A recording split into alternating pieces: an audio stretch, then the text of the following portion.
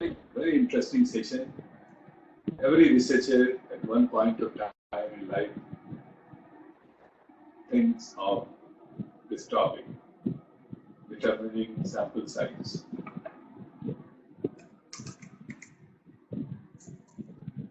This is the area of research which is most neglected in our country. Most of the researchers are ignorant about it or they are not serious about it. So today we will discuss this very important aspect of scientific research. Let us wait for 2 minutes, sir, as usual, and welcome the latecomers. Okay. If anybody has any questions from morning session, can certainly ask now, Sure. utilizing these 2 minutes. Yes.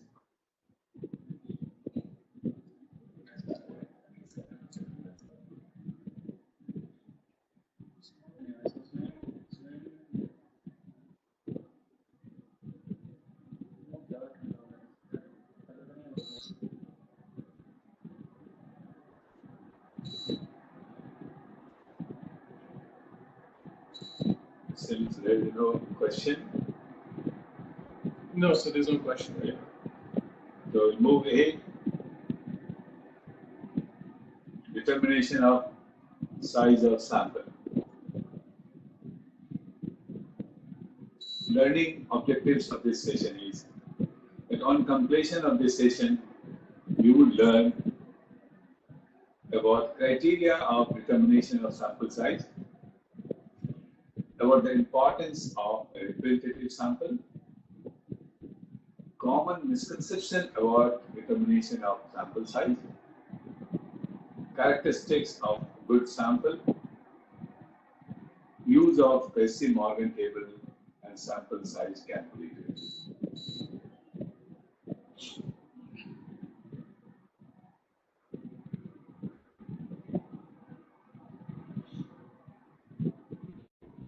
Perhaps the most frequently asked question concerning sampling is how to determine sample size for my research study.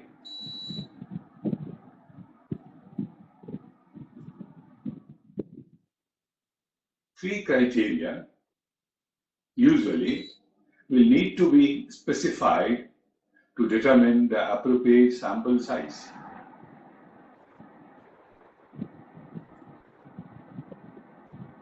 The three sample size criteria are: 1, the level of precision; 2, level of confidence; 3, the degree of variability in the attributes being measured. We'll take up one by one. Level of precision. In other words, you can say how precise you would like to be in concluding your research finding.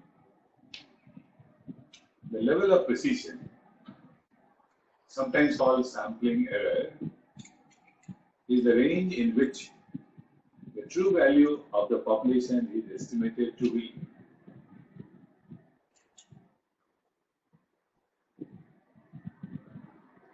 This range is often expressed in percentage. For example,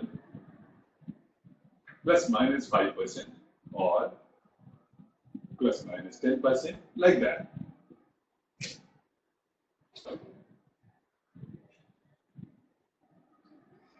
This is an example I will take to understand what exactly we mean by level of precision. If a researcher finds that 60% of the farmers in the sample have adopted a recommended practice with a sampling error or level of precision plus minus 5%, then he or she can conclude that between 55 and 65% of the farmers in the population have adopted the practice.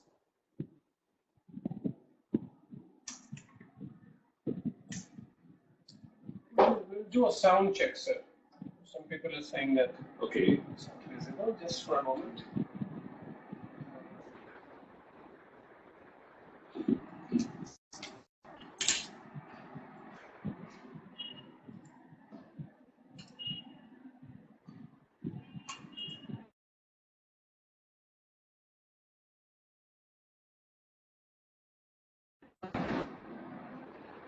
Yes, can you speak one more time? Yeah. I can give you another example of level of precision. Say, for example, from your sample study, you have found that mean income of the sample is 17,500. Now, suppose we have taken level of precision plus minus rupees 500. We'll interpret it like the population average income would be between 18,000 and 16,500.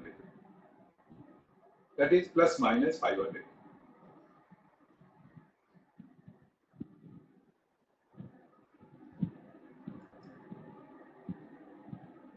Then we have another criteria called confidence level. The desired level of confidence is set by the researcher. Most commonly, the 95% confidence level is used.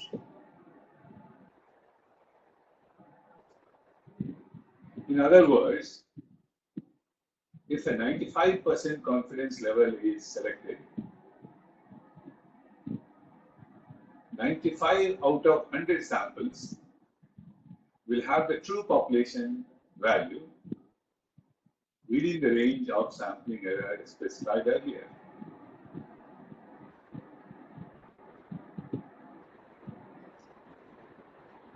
Then comes third, degree of variability. The third criterion, the degree of variability in the attributes being measured, refers to the distribution of attributes in the population.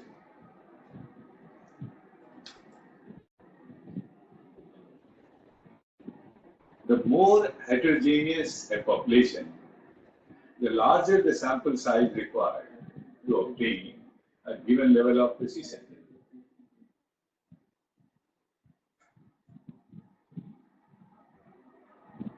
On the contrary, more homogeneous a population, the smaller the sample size.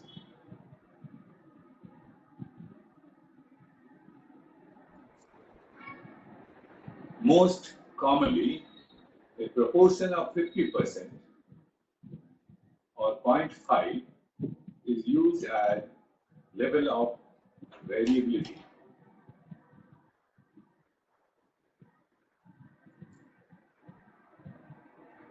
Because a proportion of 0.5 indicates the maximum variability in a population. It is often used in determining a more conservative sample size.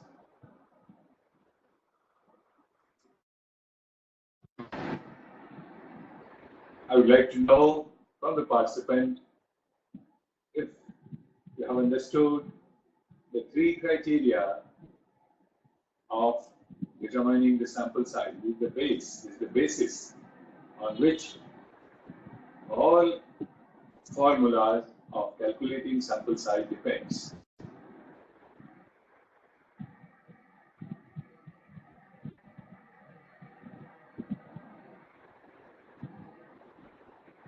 Yes, if you have a doubt, you can just type, or if you have understood three criteria, you can move ahead.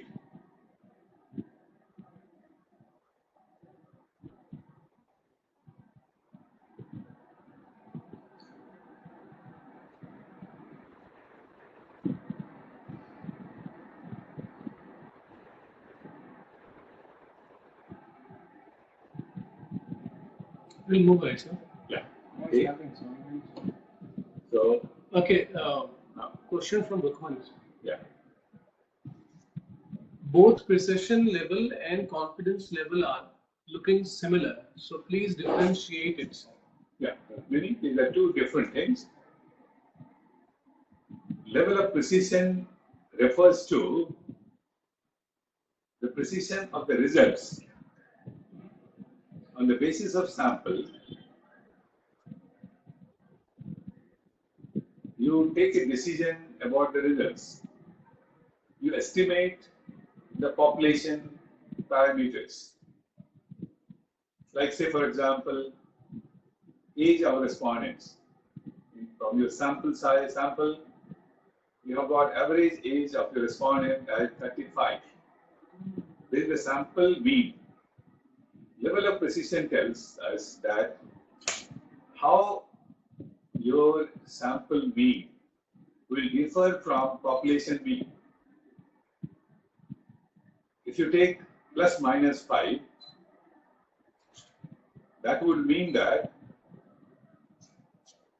the sample mean, that is the 35 what you have got, the population mean would be 40, in the range of 40 and 30. You add 5 to 35 and subtract 5 to 35. So it is 30 to 40. That means you are saying that population mean would be in the range of 40 and 30. This is the level of precision. One can be more precise. You can say plus minus 2. Means if the sample mean is 35, the population mean estimated would be 37 and 33, range of 37, 33. This is level of precision, how precise results you are getting. More the error, less precise. If somebody says plus minus 10, means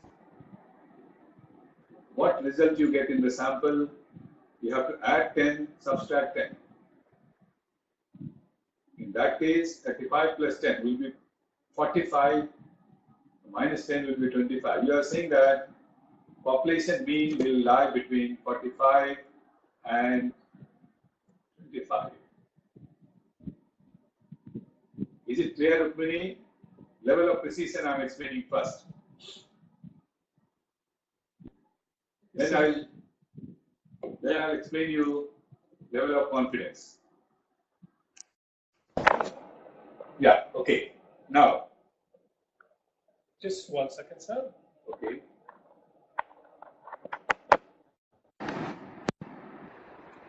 Would like to increase the audio. Okay, should be super. Yeah. The second one is level of confidence.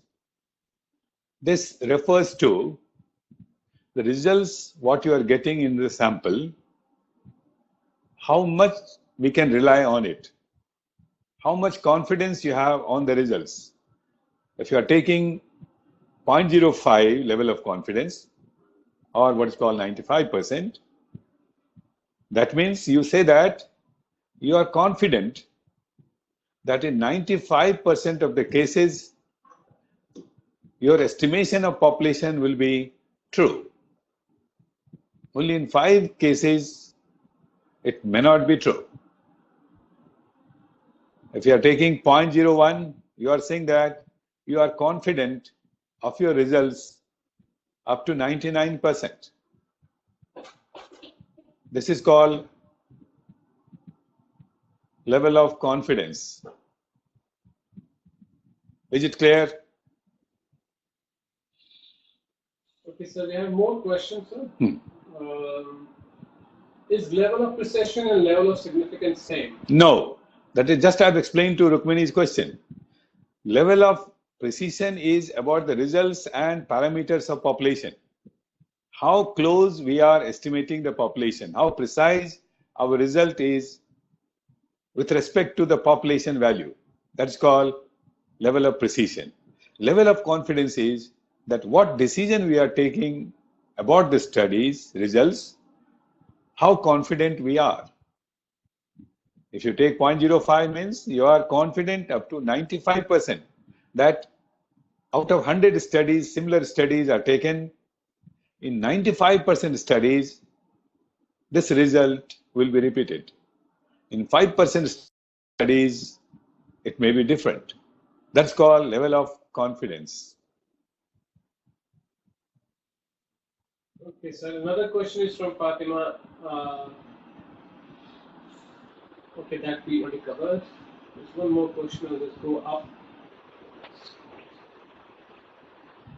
Do we have any tests for all these criteria in SPSS? That's from Khalid. There is no need of criteria. It is determined by the researcher. You need to determine. You can opt for 0.05 level of confidence or 0.01.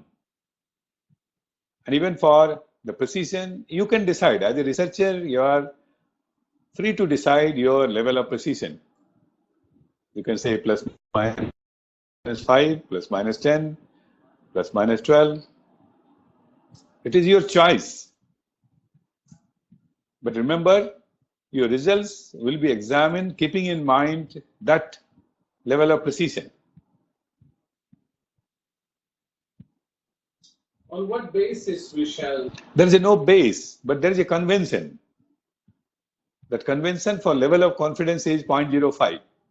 Most of the researchers throughout the globe take 0.05. It's a well accepted decision. Level of precision varies according to the variable. For age, it could be plus minus 5. That is, your estimation is that it will be close to the population value by plus minus 5. So 20, if your sample mean age is 20, the population mean age would be somewhere around 25 to 50. If it is the income, you can have error as plus minus 500, like that. So in what cases, except gender, we have to, survey the whole population rather than just sample size? What kind of other studies are like that? No, it's not for the study. Census is collection of information, database. It's not a research study. It's a database. You are generating database for planning. No estimation. Research study is estimation about population. Census, you cannot go into deep. You have to just ask how many members, how many livestock, what type of house, etc., etc. But with that data, only we come up with the growth rate or birth rate, growth rate, death rate. Yes, that is all information you can collect. But you cannot go for measurement of attitude, perception, awareness. All those things are beyond the census. It is for the research study only.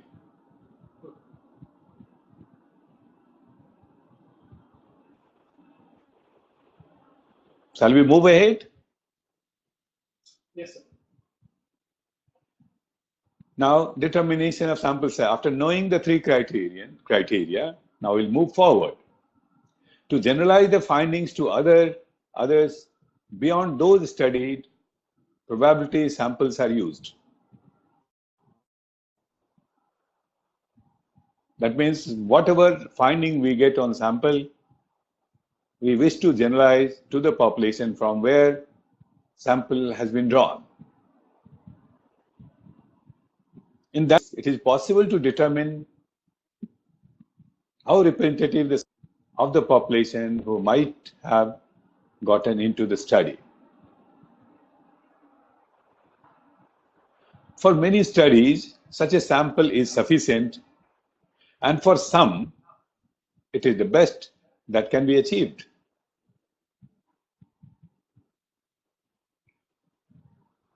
It should be so representative that someone else could generate a similar sample by following your procedures. Remember that even if you select a representative sample you have to be very careful in making generalizations. There's a note for every researcher.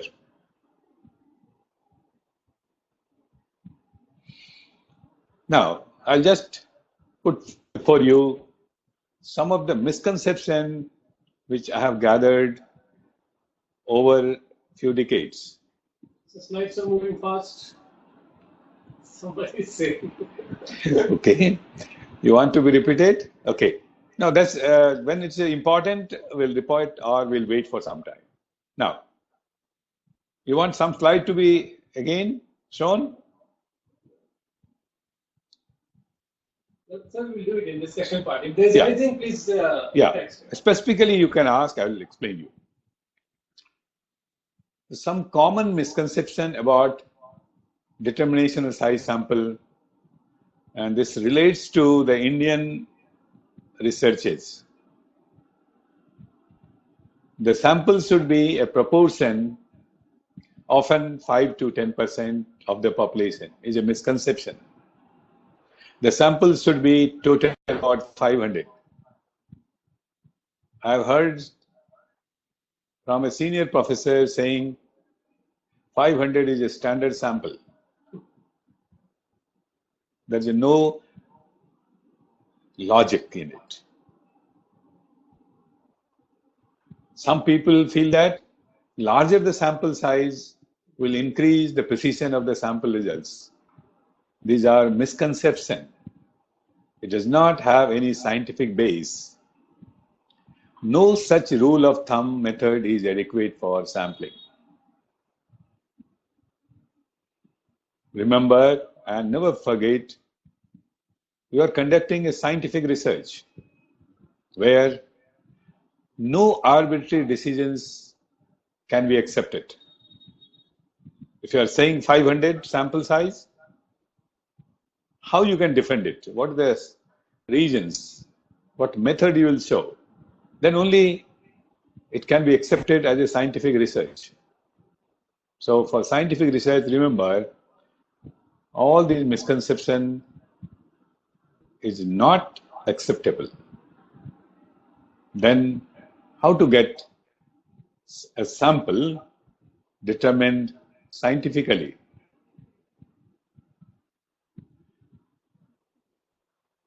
It has already come, but again, I am giving you these 2 points to be emphasized. Representativeness and adequacy, these are the 2 good sample characteristics. Characteristics of good sample is it should be representative of the population and it should be adequate for analysis. Now, there are a number of methods, formulas for calculating sample size. One can take any one, but you have to give the details of it in your thesis, and it will be accepted as a scientific, because all these formulas given by the social scientists or statisticians are valid.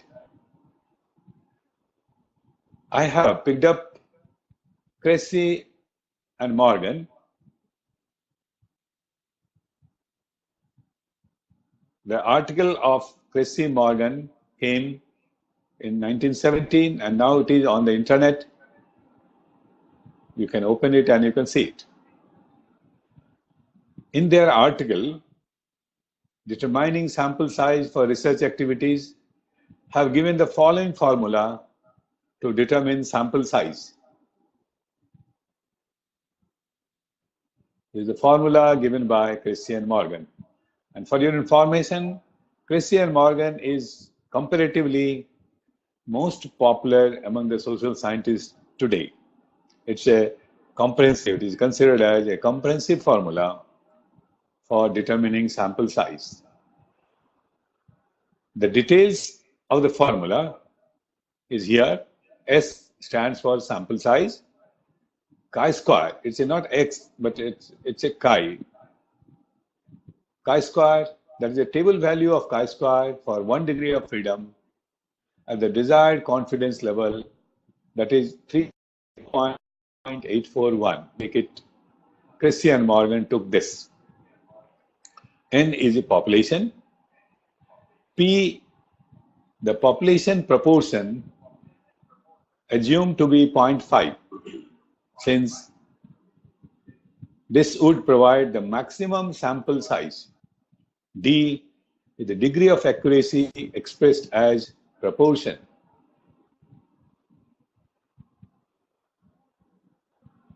Based on this formula,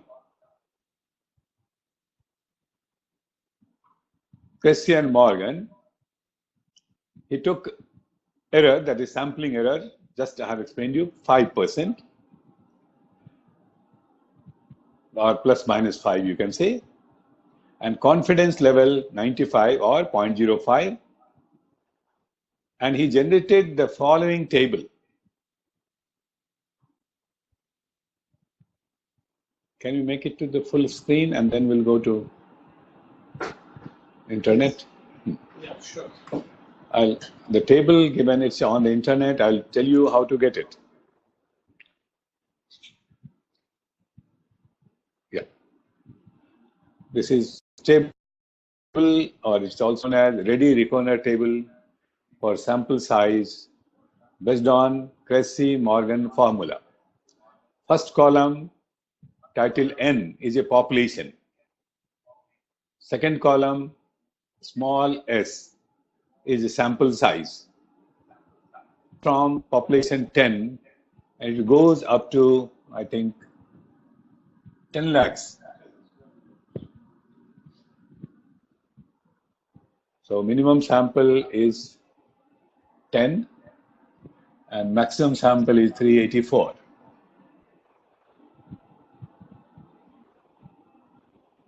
Now we'll go to it. Now I'll show you how to get this on internet.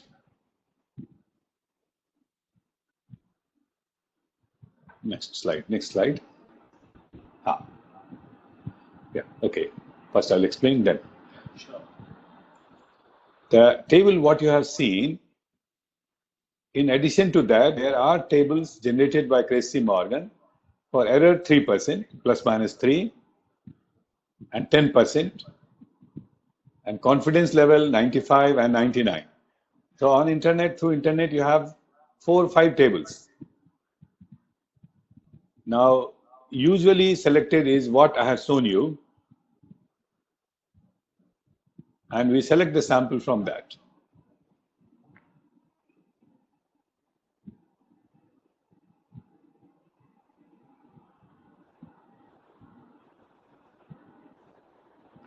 No calculations are needed to use the table.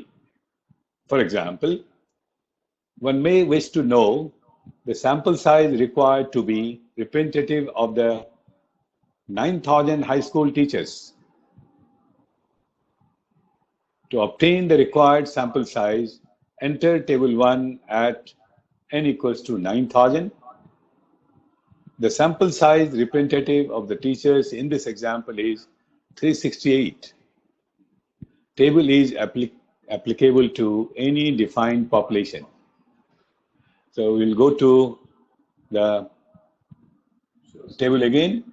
If it is more than 10 lakhs, then what should happen? I'll come to that point later, but I want to show the table again. Yeah. Okay. Yeah. And full screen. We'll have the arrow. Right? Yeah. See, 9,000. Here is the 9,000. Can you see my pen? And then sample size is 368.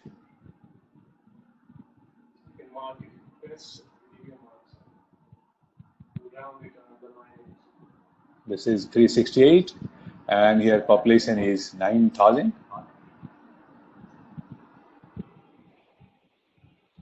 Yeah. Now slides.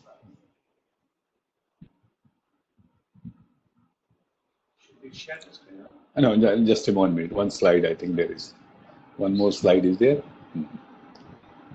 Oh, no.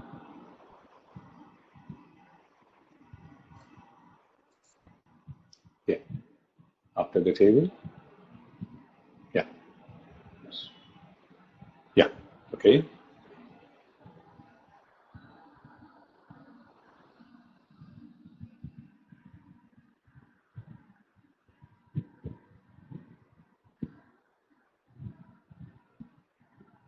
Now we'll switch over to the internet.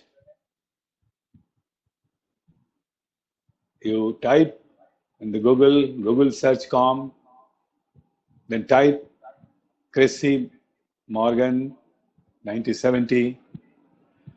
Select PDF file called Determining Sample Size for Research Activities. We'll show them now. Yeah. Google. We'll share the desktop here.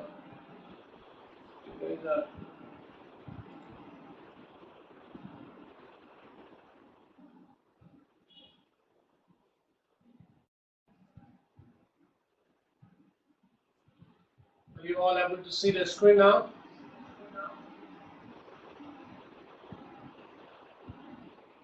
So move on to the Google.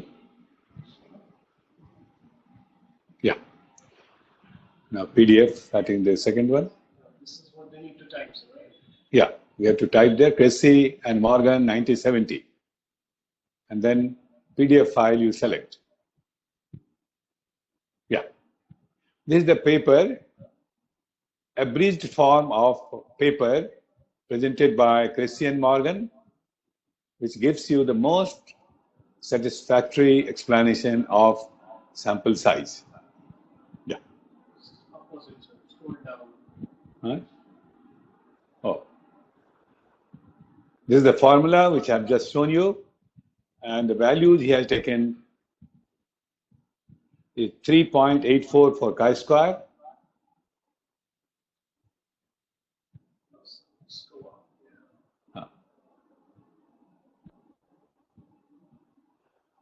other notations I have already explained you.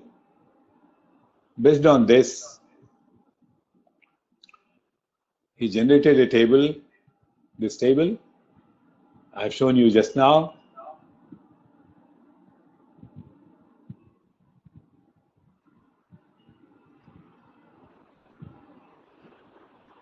So its level of confidence is 0.05, the variability is 0.5, chi-square value is this, and this table is generated. So there are other tables with different level of confidence.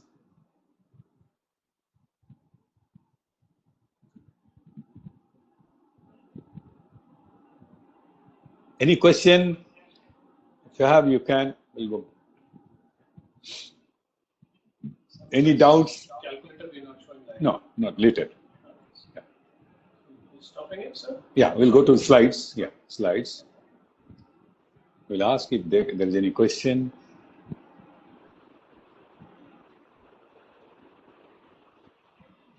Anybody has any doubt?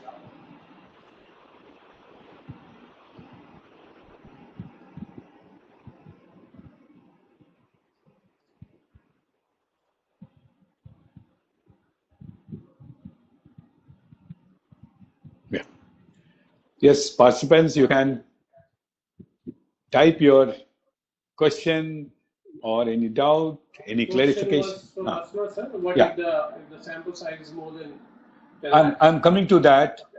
I'll explain you just after a few slides.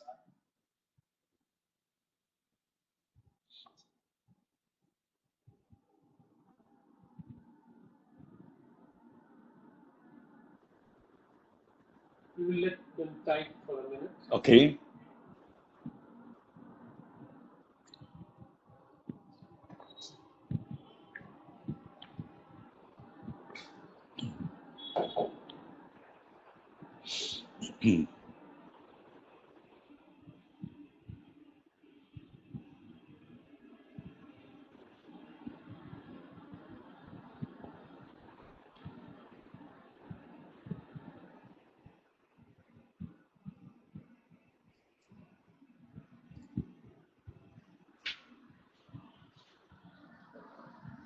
Okay, so Rukmini is asking, you said for defined population, then is there undefined population? I'll come to that point little later. Rukmini, just you wait. Undefined population and population more than 10 lakhs. Both these will be dealt with in subsequent slides. Okay, sir.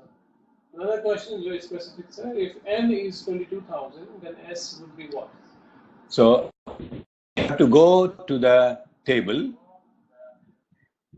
See, that means you are between 20,000 and 30,000. So generally we take the highest value. So we would suggest you to take 379. You can also take any value between this. That is also acceptable. The best would be take the higher value. Because always there is a chance of declining. So finally your sample will be 22.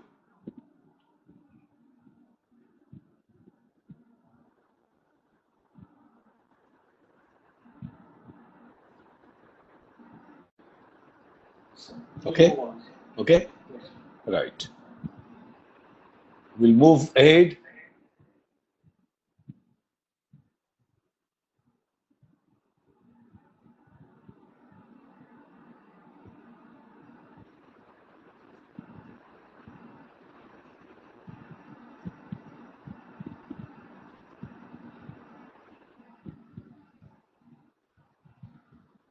Yeah. Now I'll take up the two questions.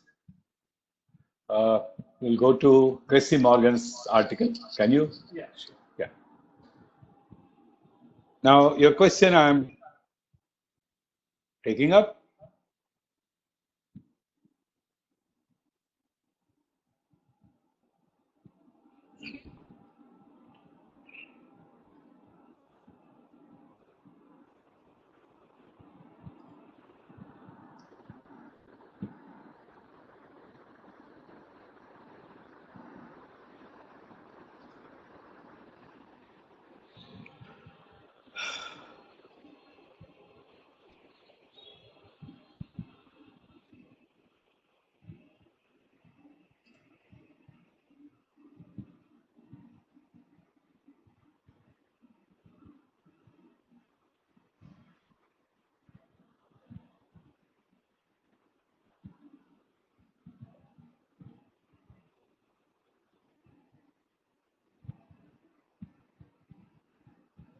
Still connecting, sir. Yeah. But we had open and minimized, no? Yes, sir, but it needs to be shared, so I was trying to put it on this way. Yeah, yeah. Okay. Switch it over. Yeah.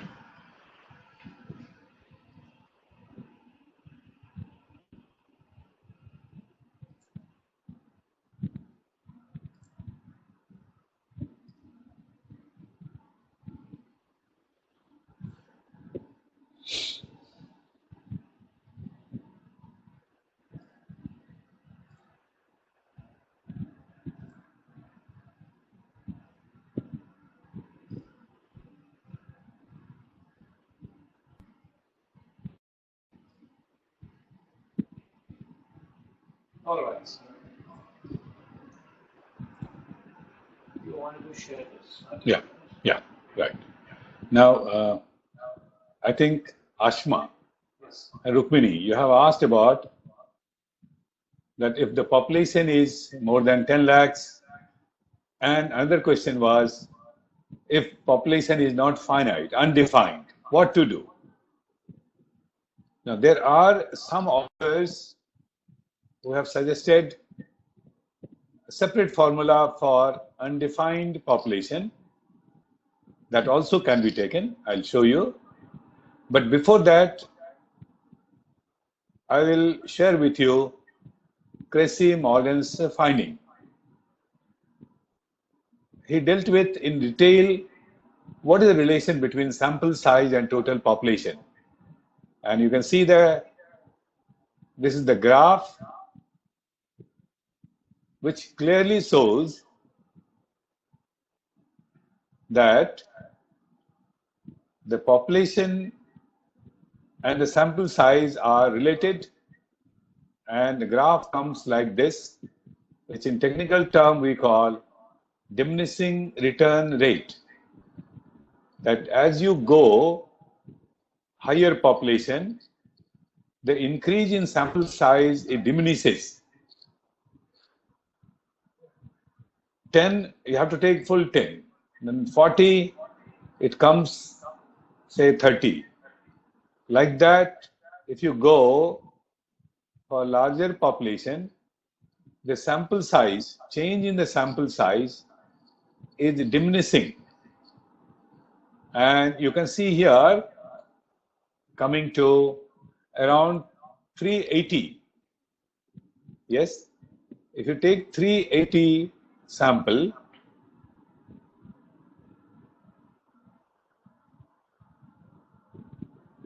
after that increase in the population, the sample size increases in a very, very small number. Can you see that? And at a point like 380, it is almost parallel to the axis. Means there is no increase. It remains the constant. So Cressy-Morgan argued that the sample size 384 is the maximum, and one can go for any population more than 10 lakh, they can go for 384, because he has shown mathematically that almost there is no increase in the sample size and population increases beyond 10 lakhs. And the second argument Cressy-Morgan gave, that if you select a sample of 200 and whatever sample findings you get remain almost same for increase of sample size. There is a variation in the sample results, very minute. I'll give you an example. For a sample of 200, suppose the average age of the respondent in sample is 35. Now you increased another 100 sample, say 300, the mean age in the sample will be, say, 35.6. If you increase another 100, it will be 35.8. That means, he says that as you increase the sample size, say after 200 approximately, you can see it if you have a data file. After 200, all the results in the sample repeats almost with the same value with a little variation. Very little variation in the sample estimate. When we calculate the results in sample, the variation is very, very small and negligible. That justifies that there is no meaning in increasing the sample size because your results remain the same. The reason he said 384 is the maximum, and so for undefined population also, you can go ahead with 384. That's the largest sample size, or there are formula. I'll show you. It's for known, which we have just discussed.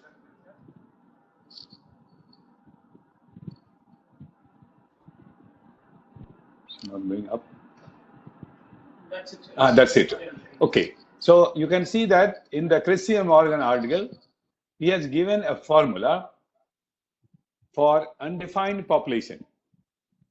But also he has said that if you take 384, you'll be very precise in your results and population estimate. I hope I have answered both the question, undefined population and more than 10 lakhs. Now, let me know if it is clear. Yes. Yeah. So question is it wrong to take 20% or 30% of the population as a sample? It is very wrong. I called it misconceptions, prevalent all over the, in India perhaps. Because very simple argument I'll tell you. We call our study as a scientific research. Any arbitrary decision, you are taking 15%, 20%, there is no logic, there is no scientific reason for it. It's arbitrary. There is no place for arbitrary decision for a sample. You are spoiling your research, it becomes unscientific research. Whatever sample size you take, you have to justify. I hope it's clear. Yes, sir. From Khalid, if there are only 20 dealers in a city and the researcher wants to take a sample from this, should he follow the Tracy Morgan and take his sample size as 19? Yes, you can. And you need not follow even Tracy Morgan. In the morning session, if you can recall, we have said logic of sampling. The logic of sampling is that it's not possible to cover all the units of the population. Then need of sampling comes. But if you have a manageable population, you should go for population. This logic you have to remember. Okay, sir. Is it like, can we go ahead a little bit more from 384 to 400? I'll explain you that is coming into the later slides. That is from practical aspect of the sampling procedure, because there are chances of declining. So it should not fall below 384. So we go 10% or 15% more, so that finally we have the exact sample size. It should never be less than 384. It should not be less than 384. If a study is happening in multiple cities of India, for example, let's say metro cities, and the population is across these metro cities, then can we take 384 from each city or 384 from across? Total, across the metro cities. Would be enough. Enough. It's hard to gulp, sir. But So I've shown you Tracy Morgan full article you can read and try to understand. There is a scientific logic for it. And again, I'll remind you that after 200 sample, what results you get on the sample, you go on increasing. The variation in the value will be very, very negligible. So if average income is 16,000 for 200 sample, you take 2,000, it would be 20,000 5 rupees. So what is use? How to satisfy the people who are going to evaluate our research, sir? There is no way except that they should be made aware of the fact while you are defending your thesis. You take these all references and show to the experts, so-called experts. They are unaware, they are ignorant about it. This is the only way. And also remember, which I have not included in my presentation, which makes little more complicated. But this also should be borne in your mind that as you increase the sample size, the sampling error, we have two types of error, We call it sampling error and we call non-sampling errors. If you increase the sample size, sampling error will be decreasing. But at the same time, non-sampling will be increasing. So from 384 to 484, 100 if you increase, you will be increasing non-sampling error for 100 additional respondents. Non-sampling error means error in the tool of data collection, collecting the information, the value what you are getting, all those, every respondent's error will be added to your results. That is also very much serious, that we should not increase non-sampling error. So this could be one defense. When you have to convince the experts, you can tell, sir, if I go for 2000, what do you think about non-sampling errors? And if the experts have some knowledge about this, he will immediately say, yes, you should not. 384. Technically speaking, sir, 384 could be maximum for any research. Yes, you can. You can say that. That is shown by the paper. It's with you. I have shared with you the mathematical interpretation. It is not just saying by Tracy Morgan. I have not seen any thesis, sir, which has 384 exactly or 400, at least PhD thesis. That is like, I will share with you the example. Sir, another question is, I think it's from your previous, in the morning session, Muni is asking that in one of the examples that you took manager and supervisor, 500 total sample size. Why did you not take 384? Why did you take 500? Rukmini, very interesting. That 500 round figure I have taken to make you simple to understand. So 500 is nothing. 384 I can take. But again, calculation of the proportion, ratio, all will be complicated. If you don't have mathematical aptitude, it will be more. My experience is that the participants don't follow. So I put it in a round figure, 500, so that your proportion is 8%, 12%, 20%, like that. And that was the topic of proportionate sampling. Yeah, to explain you in a simpler way, I have took that. Yes, sir. But Rashid is saying that the 384 is going to give us a lot of trouble in our departments. Yes. So your whole department has to be enlightened. You have to take this trouble to explain. I'll give you a small example, you'll be convinced. Till Galileo, you have heard about the Galileo? Yes, sir. Telescope. Telescope, he invented later, but he was the first person who said, it is not the sun which is moving around the earth, but it is earth moving around the sun. And he was about to be crucified. He was awarded death punishment by the king. Yes. He said, you are going against the Bible. Yes.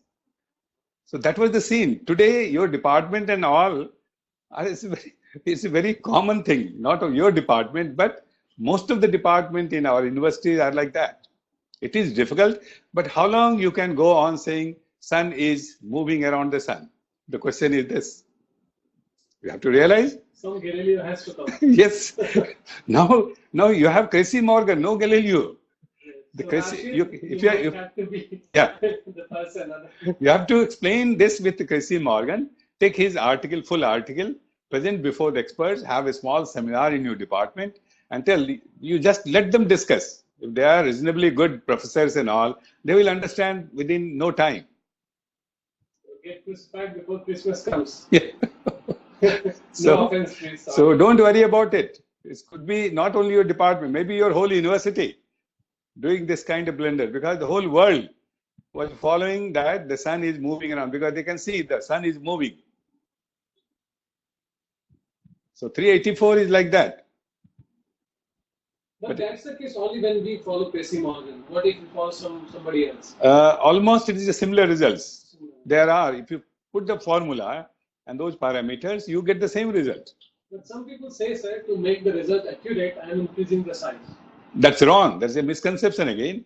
When you are making sample larger, you are adding more non-sampling errors. Bigger the sample size, bigger the non-sampling errors. And that can be calculated and shown in the same thesis. Yes, it can be shown. Okay, sir. Yeah. Shall we move ahead? Any question? If you don't have question, we can move.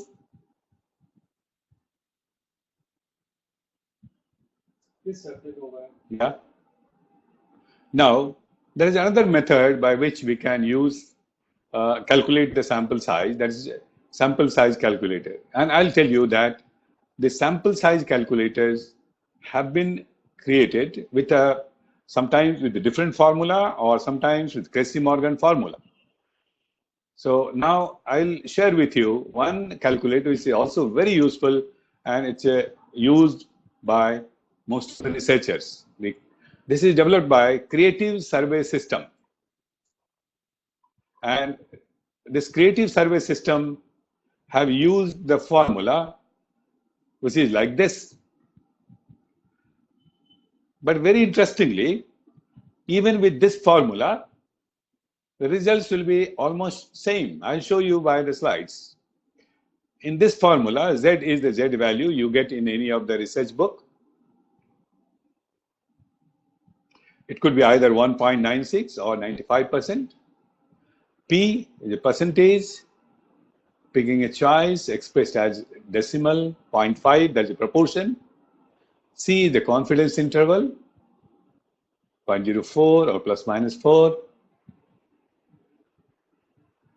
Now we'll switch over to again internet, and I'll show you this sample size calculator by Creative System, developed by Creative System.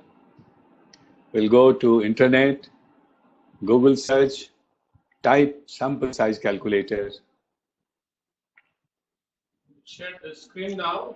If you have some specific questions from your own sample size, let's do it in front of Sir here. Yeah. So it gets recorded and becomes an authentic source for you. Yeah. All right, sir. Yeah. Just a moment. And here we go. Yeah. See that? This is the survey system, that same one, the same. Yes, sir. I mean, you just need to type sample size Calculator. And the first thing will come up. Yes. Yeah. This is developed by the survey system, very popular all over the globe. And it's very simple to use this calculator. Now you can see the box here. It's asking, is already by default 95%. That is a 0.05 confidence level is there. You can change if you want more precise. You can go for 99. Sample size. Confidence interval. It depends upon what value is a very repetitive value. Suppose it's age and all. We can just say 5, which is taken by Cressy-Morgan. And now the population is, suppose, 9,000 teachers, which you have taken from Cressy-Morgan table. Put this value, 5, confidence interval, population, and confidence interval is already defaulted 95, which is very commonly used. And simply you say calculate. Click here and see. Can you see the number? 368. 368. That was also through Cressy-Morgan table, using different formula, but getting the same results. So these are scientific. This way also we can test all these, the similarity. It's also giving 368, which you have got through Cressy-Morgan table also.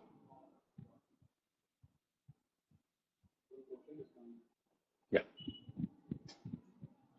We can decide sample size, but remember, whatever method, formula, technique you use, describe it in your thesis.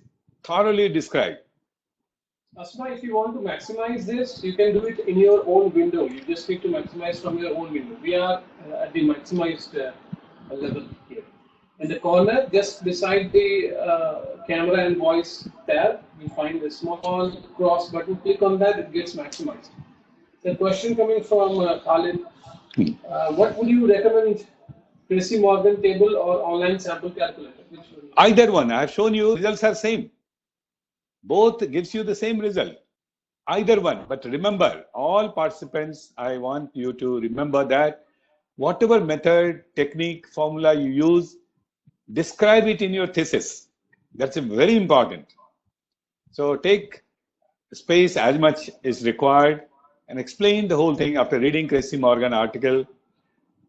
And then you describe that this is the way I have selected the sample. And I don't think there will be any problem anywhere. Any sensible person or experts will understand your explanation. Give references, thorough references you give, what you have contacted. Not Can only... you give reference of this website, sir? Not website. You have to give the reference after Tracy Morgan article. There are a number of articles. Even the creative system, you can give the references. When they have given the formula, they have given the references. So those references are required, not internet. Okay, yes.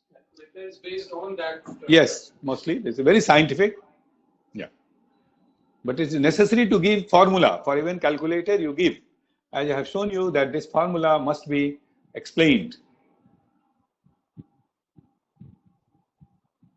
Is there any other question? Yeah.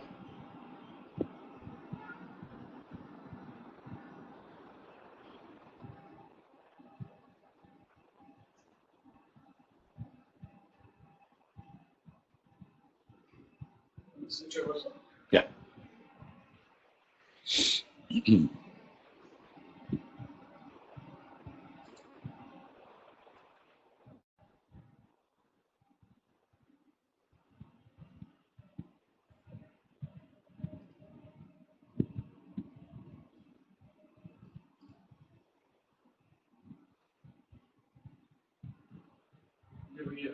Yeah, sample size calculator. Well, right.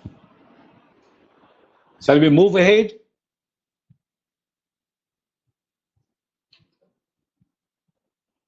Any question?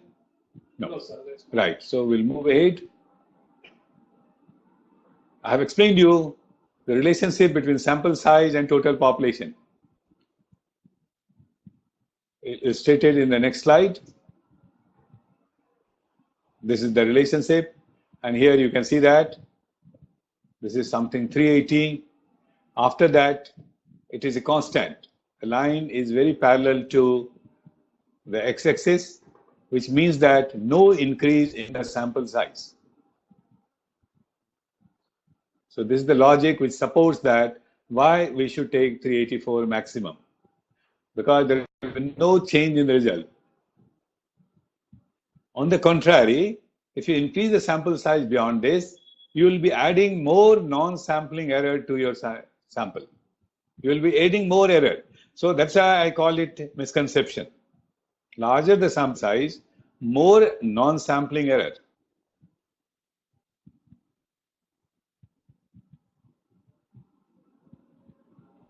Is it clear?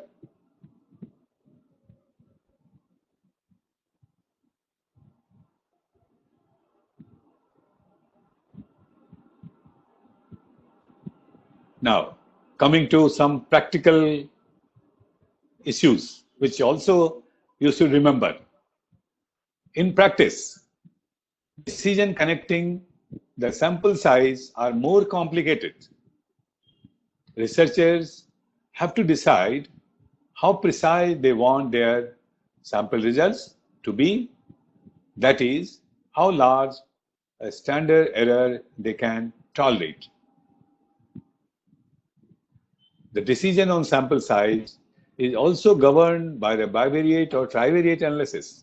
If you are going for trivariate analysis, little larger sample is always appreciated. What if the population is unknown? I have already told you. Again, I'll repeat.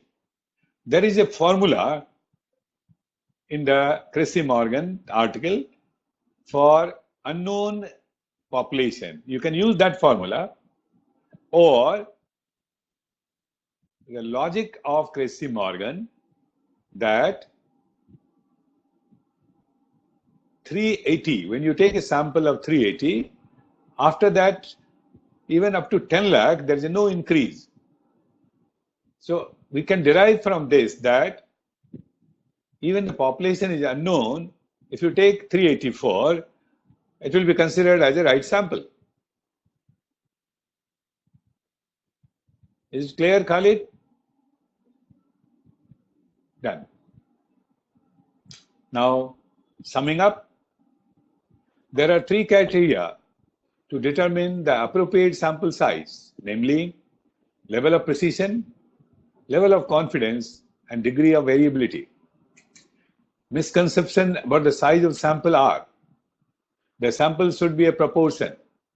Samples should total about 500. Larger sample size will increase the precision.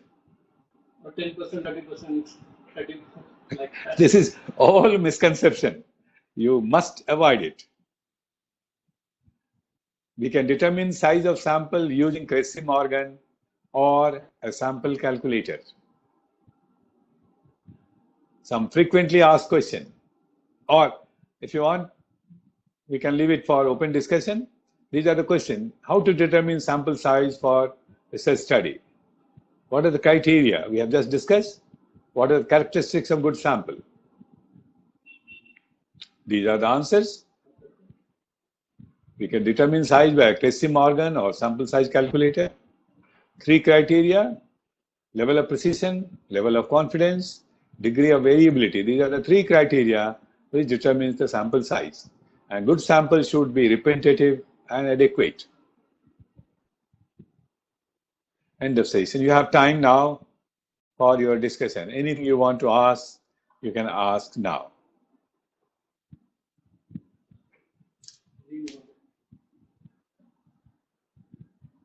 We can also go for quiz now if you also. Yeah. If there is no question, you can.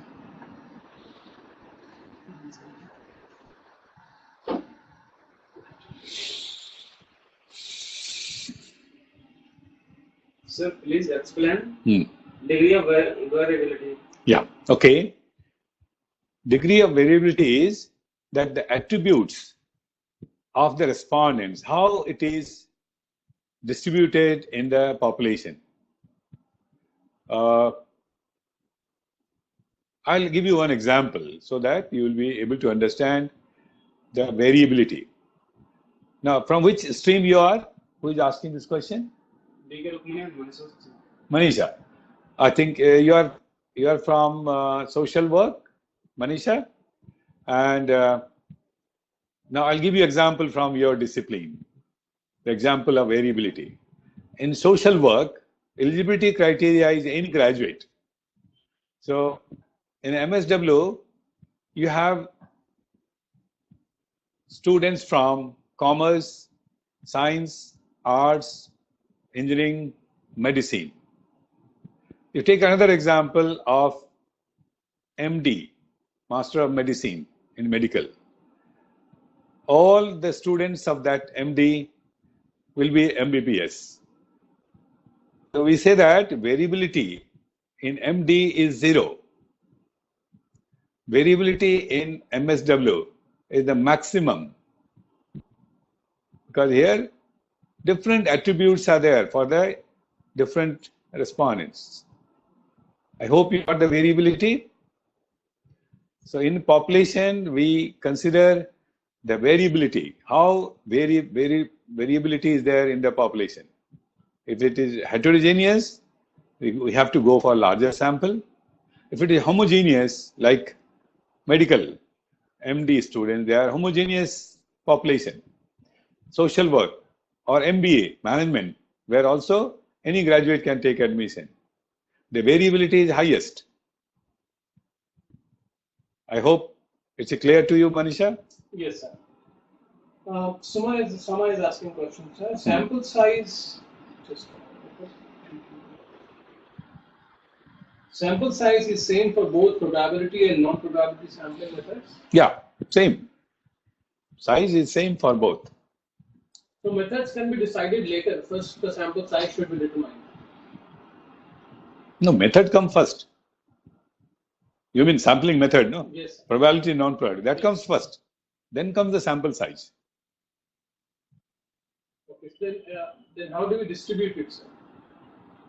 No, for determining sample size, whether it's a probability, non-probability, the formula is same. Cressy-Morgan is used. So my question was, sir, if we determine the sample size of 384, and then there are 4 cities, then should I now go for cluster sampling, stratified sampling? Yes. All that? Now I need to decide, or I should have decided before? Decided before, and now 384 should be divided according to that. Okay. Yeah. So then the question may come, so like, then if I have gone for snowball sampling, then how many will be where in which city?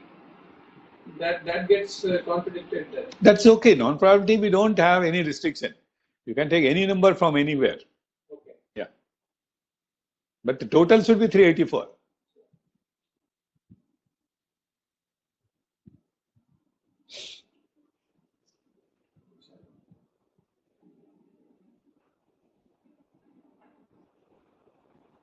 If we have to take sample from different participants in distribution chain, such as distributors, dealers, and retailers, and population of all the different, shall we take different sample size for different participants? No. The morning also, I think this question came. Now, first of all, you have to examine that whether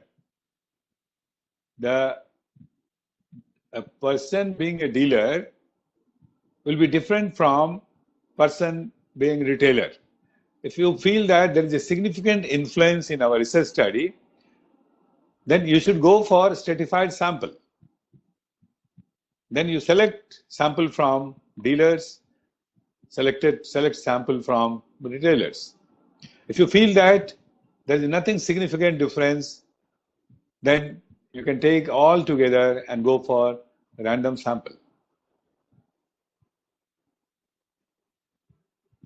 How to handle missing value data?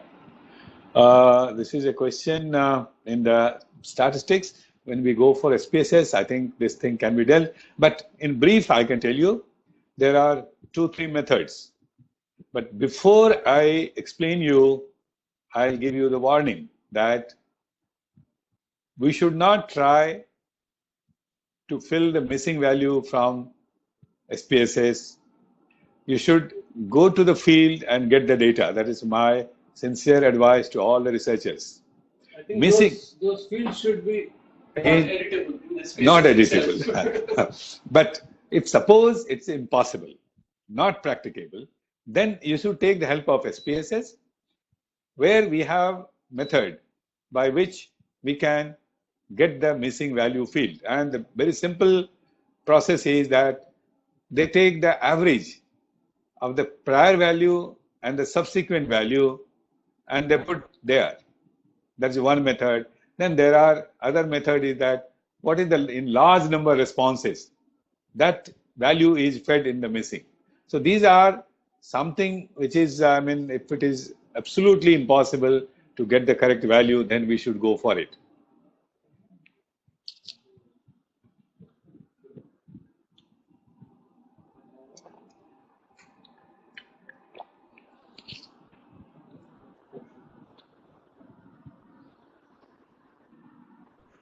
Very right. The first question, 35% people have answered correctly.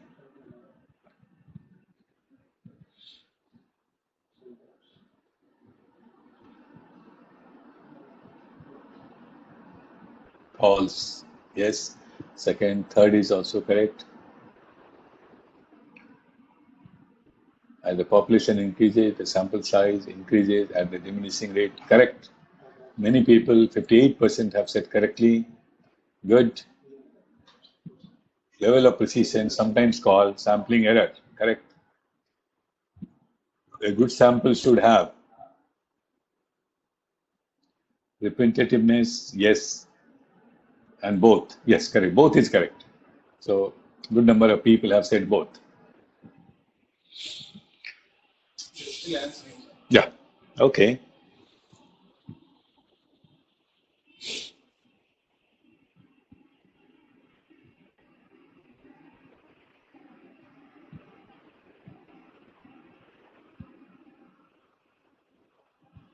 We have 5 more minutes. If you still have any questions, Yeah. you can. I think we have more time. More time. No problem. Time is not a problem. 3 more minutes. Now the compliments are coming up. Very informative.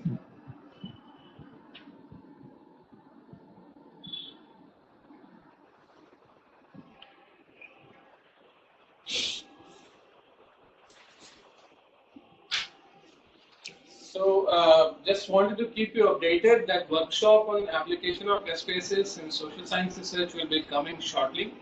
We are in the preparation of some technical thing and other stuff. So we will let you know when the dates are announced. Hopefully, tentatively, it will be first week of January, and it will run every week.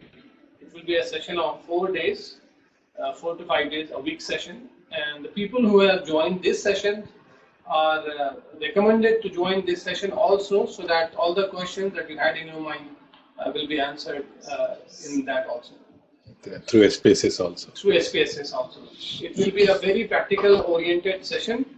It will be again 90 minutes, where half of the session will be shown by sir to you how to execute or do the analysis, and then he will first will explain, and then it will be shown also on the screen.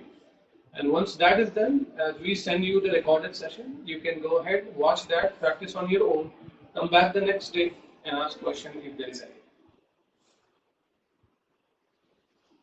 Other question? The panel is still open for questions. If you want, you definitely can. Thank you, sir. Manisha. Thanks a lot for enlightening your researchers. I cleared a lot of doubts. Manisha, thank you, sir. Well, we thank you all for joining us, and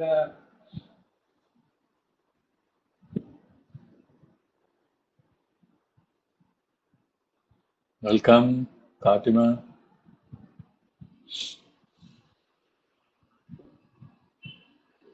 so what do we have in the next session, sir? In the upcoming session?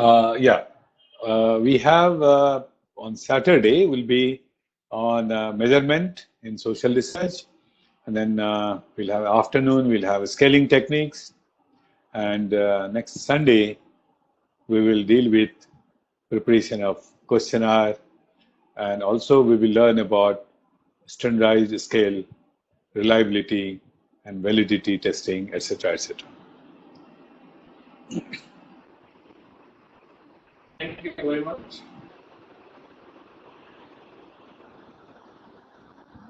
Biswajit. Thank you, sir. An Examometer for providing such a platform. Very good.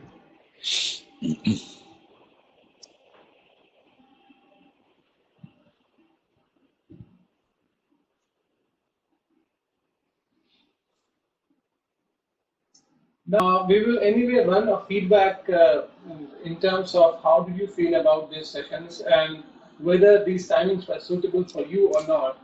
But if anybody has any question regarding the timings or anything that was not suited for you, it could have been changed, there could have been something else. We welcome your feedback to incorporate in the upcoming session, and especially in the workshop when we do for SPSS. Of course, somehow we will continue to have Sir with us, who will help us understand research more and more.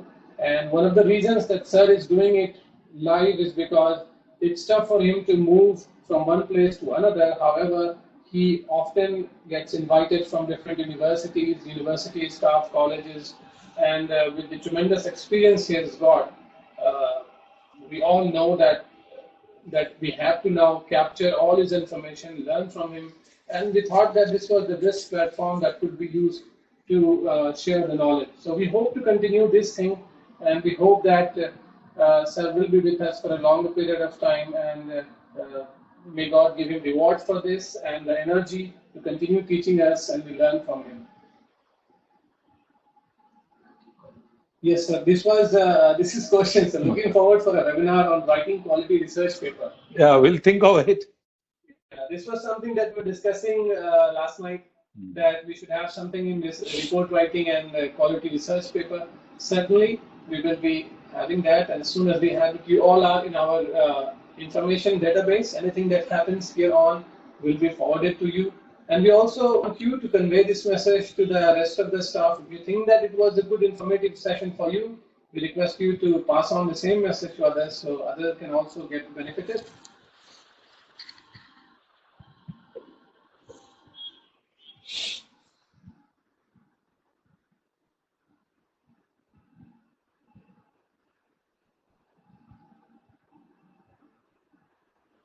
If we also are open for any consultancy services where you would like more details deep within your subject or research that you would like help or serve from, and you're welcome to write us on our email, support@examometer.com, and we will be happy to give personal attention and the personal care to your research so that you can produce a quality research. And sir will be guiding you further as well. Yeah. So I think, sir, we will end this session now. Yeah. As we are not having any further question, but you still are, if you have anything, you can certainly write us email. Yeah. And we look forward to seeing you next week. Thank you very much for all the active participants and the participants who are listening and watch it later. Almost 50% of the people who said have enrolled into this are also opting for video lessons. So you are getting benefited double, that you are listening to sir live, and then you have opportunity to ask questions, and then you will also have access to videos. All right, sir. Thank you very much, everybody. Yeah. We'll see you in the next week. Thank you. Great evening. Bye-bye.